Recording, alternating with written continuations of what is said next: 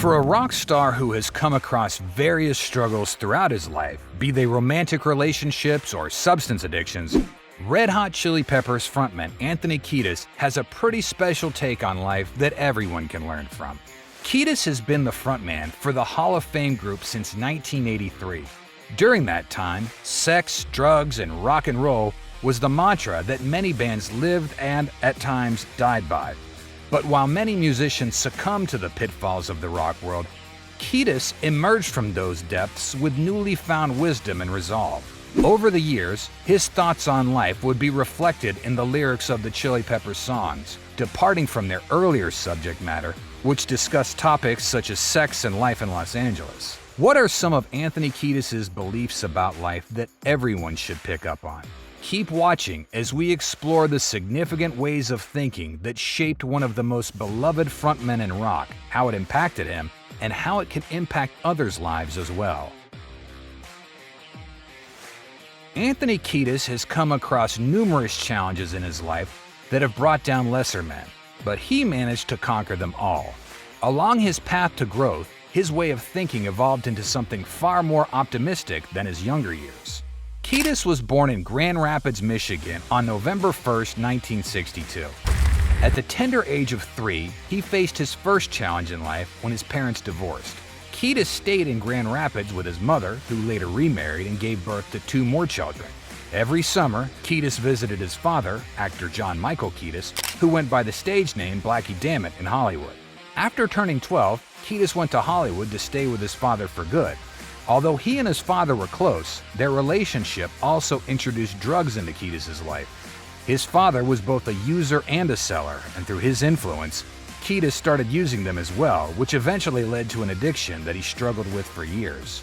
Kiedis went to Fairfax High School in Los Angeles, where he met future bandmates Flea, Hillel Slovak, and Jack Irons. The 4 shared a bond over music, specifically punk and funk. They had this idea to form a band after being inspired by the band Defunct, known for their fusion of punk rock, funk, and jazz. The 4 kids threw a bit of hip-hop into the mix and began performing in clubs around LA. Thus, the Red Hot Chili Peppers was born. For Kiedis, the band was a way to create a more welcoming environment in the scene where women can watch concerts. He wasn't a fan of the violence and misogyny of the punk scene at the time and wanted to give off the opposite vibe through his band's music. Shortly before the Chili Peppers recorded their self-titled debut album, Slovak and Irons exited due to contractual obligations with another band. Slovak returned as the band's guitarist for their second album, Freaky Styley. Kiedis struggled during recording due to his substance use, which included experiencing severe withdrawal symptoms after trying to stop for a while.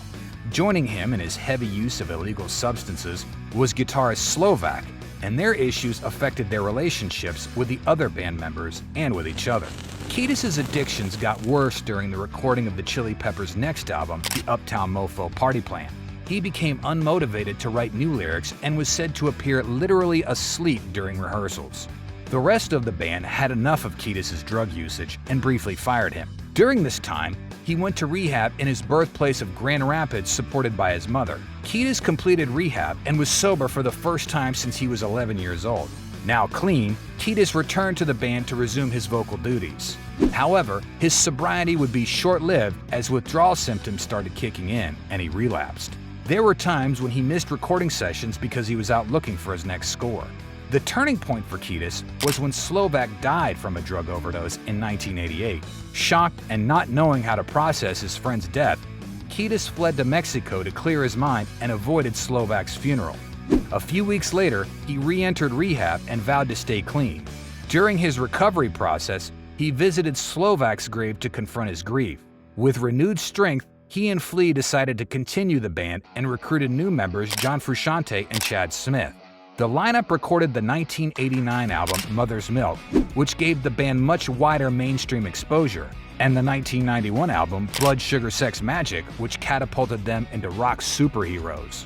The latter was a critical point in Kiedis' life, which gave way to a new creative direction.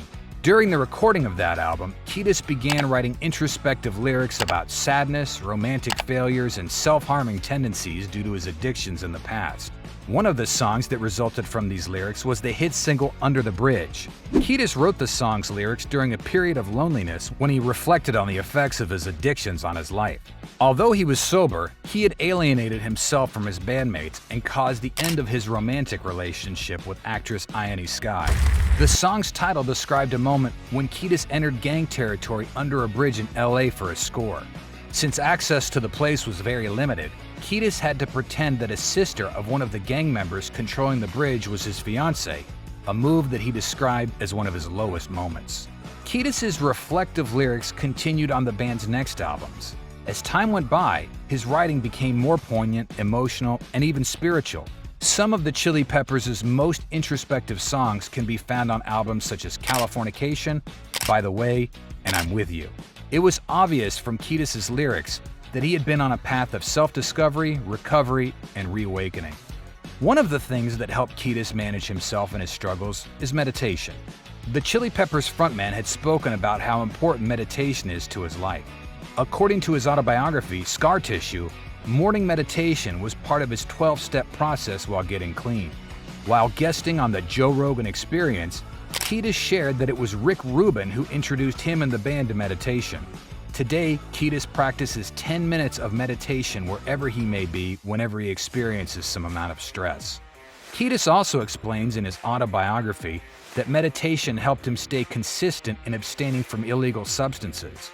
The practice also helped him realize that he needed to be vulnerable and acknowledge his emotions, which he did by writing about them in the Chili Peppers' later songs. It also taught him humility and the power of helping someone else, which in turn helps one be free of pain and experience happiness. The last point forms the basis of Kiedis' opinion that kindness is the one thing that will help turn the world into a better place. In an interview, he shares his belief that the overall purpose of our short lives on Earth is to minimize the suffering of others through kindness. He also believes the one question everyone will be asked at the gates of heaven is, "Were you kind?" Kiedis is also a huge fan of surfing and has a strong connection with the ocean. His love for surfing has been documented, and he has expressed his joy at being with the waters and riding along with the ocean's wonders like the whales, eels, and other sea life. He has stated that it's something he wants to do until his final days. Aside from the rush it provides him, riding along the ocean's waves also reminds him of the beauty of nature and our standing on this planet. He explains that going along with nature through surfing allows him to be humble. Kiedis has never stopped exploring and growing in how he views life. On the Joe Rogan Experience, he shares his newest philosophy, which came from the tragic passing of a stranger he had just met. In his story, two sisters brought one of their friends, a girl, to a Chili Peppers show in New Jersey. The band noted how this girl was so full of energy and happiness and gave everyone around her a positive vibe. Sadly, the following week, Kiedis found out that the girl had passed away. The news made Kiedis question why he had all these complaints about the smallest things in life while someone so happy suddenly died. It made him adopt a new philosophy that switches selfishness, self-centeredness, and a tendency to moan about the most trivial things for an attitude of gratitude for the gift of life. Kiedis shares that this is the new philosophy he abides by, and whenever he is tempted to be upset about the small things, he reminds himself to be grateful. It's a miracle that Anthony Kiedis not only survived the trials of his younger years, but became a better person because of them. Many of his peers in the rock world have had their lives ruined because of the same obstacles he faced. Yet the Red Hot Chili Peppers frontman remains with us, somehow becoming wiser and better with age. Anthony Kiedis is a bona fide rock star, but he's also a walking, breathing inspiration for everyone to enjoy their passions, be grateful and kind, and live life to the fullest.